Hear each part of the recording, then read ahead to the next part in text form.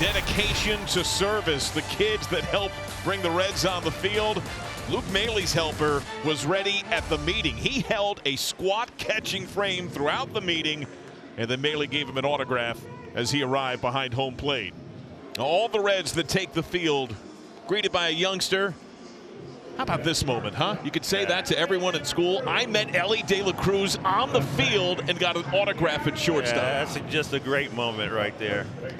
They did that back when I was playing as well, and it was always fun to see those kids out there and have that experience. That little bit of time makes a huge difference. Memories for a lifetime. Frankie Montas gets the start. And I think it's about fastball command with Frankie Montas, and he talked about how the hitters in Seattle last time out didn't offer at that split, and I think they didn't because they weren't behind in the count. So him throwing strike one, working ahead early and getting the chases on the split is really important for his success. And after all that one missed inside. 10-pitch walk. And that was a really good at bat for Hicks, who has the leadoff walk. So the batter is Mike Trout, just 1 for 8 this weekend in Cincinnati. There goes Hicks, and it's sent right side, smothered by Encarnacion Strand. Man, the big fella, Encarnacion Strand, moving really well over there at first base. A nice play. He has looked like a third baseman laterally at first base. Yeah, he moves well to be such a big dude. Montas home of the 0-1 to Ward. It's a bullet right back up the middle off Montas. He gathers near the line and throws to first to get the out. And Montas in some pain, and it got him on the arm. David Bell immediately emerges over to third when Hicks, now athletic trainer Tomas Vera, out. That was 101.3 off the bat. Yeah, it looked like it hit him right around the crease of the elbow on his right forearm. That's not going to be good. Well, you saw the way he threw to first after he picked it up, and it was an awkward throw. It almost looks like Cowboy already is starting to tighten up on him. And it looks like he's coming out of the game here. So Frankie Montas hit on a comebacker in the opening inning. And you hope and pray it's nothing too significant for him that would go beyond today. Brent Suter, a long option out of the pen. He'll have as much time as he needs. I think it's important to have a guy like a Brent Suter, like a Nick Martinez, guys that can go out there and give you some length. Not a hard thrower, obviously, but a guy who has had all kind of success understanding how to pitch. Look at that opponent's batting average. There's an opportunity right now to do some damage if you're Miguel Sano before he settles in. And again, making a start at third base today in place of Anthony Rendon, and that one just missed. He wanted that one, and I don't blame him. That's a pretty good pitch. First and third with 2 gone. And Drury couldn't hold up. He went around on the pitch in the dirt.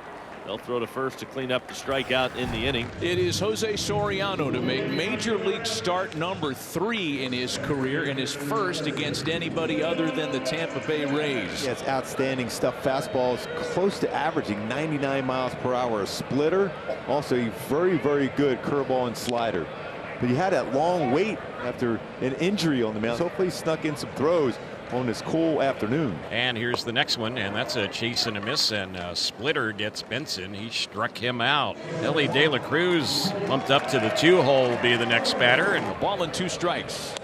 Got it. Back-to-back strikeouts have opened the scorebook for Jose Soriano. And Jose Soriano has struck out the side to start the afternoon. Nick Martini leads it off for the Reds. We start the bottom of the second. Bouncing ball hit on the right side, right at Rengifo. The second baseman will throw him out. And there's one quick out here. And the 1-2 home. A rollover ground ball for Sano. His first chance back in a familiar spot. And there are 2 away. Excuse me, swing tapper for Soriano, and a 1-2-3 bottom of the second. This will be a nice battle to watch all afternoon. Tyler Stevenson facing Soriano to lead things off in the third. Just a bouncing ball off his bat here. And 1 out to start the proceedings in the third. And he is out looking. That was a curveball that froze him, struck him out looking. 2 are gone. 3 balls and 2 strikes. Oh, that's right on the strike zone. Wow, that wasn't even a shadow pitch. That's inside the box. There's Will Benson now after the base on balls. First base runner for Cincinnati today. On the ground for Shawnuel. Nothing comes of the 2-out walk. For Suter, it's the most pitches he's thrown in a game since July of 22. He has not thrown more than 50 since he spot started in 2020. Rolled right to first. Fire De La Cruz. Return. Yes, sir. Double play. What a bridge by Brent Suter. A 7-pitch inning. He has gotten 10 outs in emergency relief. So Ward singles to left. Begin the Angels' 6th inning. Missile. Great pick from Bentley. Candelario. 2. Got him. The play of the day for this Reds defense. Well, that was not just a great play by Candelario, but watch the turn by Espinal. This ball's in the dirt. He turns it nicely. Sano with another missile. 6 strikeouts for Soriano. He's at 75 pitches right now. And a young Angels fan documenting what could be a historic start to the afternoon for the Angels right-hander. One gone for Ellie De La Cruz. Off the fists. Neto can only knock it down. It'll be an infield single for De La Cruz. The no-no spoiled with 1 down in the 6th. Anytime either infielders leave their feet, it's a hit against De La Cruz. With a man out, he's still there with 2 outs. Martini ahead of the count. Chopped right side. Bobbled by Rengifo. Martini on to a board. Now remember, strike 2 last time was a pretty fat knuckle curve middle away. If Soriano makes that mistake again, the CES make him pay. Well hit. Left center. Off the wall. De La Cruz clapping. He scores. Furious windmill. Martini to the plate. The play. Save. 2-run double. Encarnacion Strand. And a 2-0 Reds lead. I think you just did say if he makes that mistake on the knuckle curve, does he pay? And pay he did. This ball was just inches away from going out of the ballpark. And Nick Martini with the speed from first base scoring, avoiding the tag at the plate. And Encarnacion Strand, that was a rocket. That was 107. Crushed that knuckle curve. Nothing happening at all right now in the Angels bullpen. It's about to happen now. The 2-1. Candelario drives this one high and deep to center field. Trout is back. He leaps. It's off his glove to the wall. It rolls away. Encarnacion Strand scores. Candelario on his way to third, and he is in sliding with an RBI triple. Trout slow to get up at the wall in right center field. He's up now, but the Reds have scored 3 times in the 6th. That ball was absolutely tattooed. That's 2 balls in a row that were just squared. And to be honest with you, I thought Trout had it. And then right at the last second, he hit the track, and he just couldn't get the glove up to it.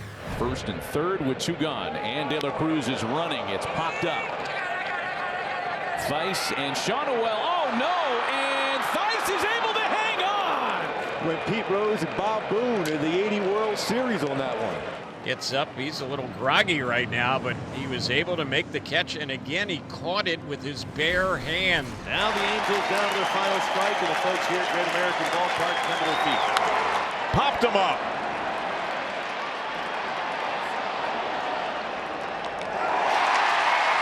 The Reds sweep the Angels in a city so familiar with the Great 8. 8 1/3 scoreless by the bullpen for the first time since 2019, and make it 8 straight wins against the Angels, the longest win streak by Cincinnati against any American League team ever.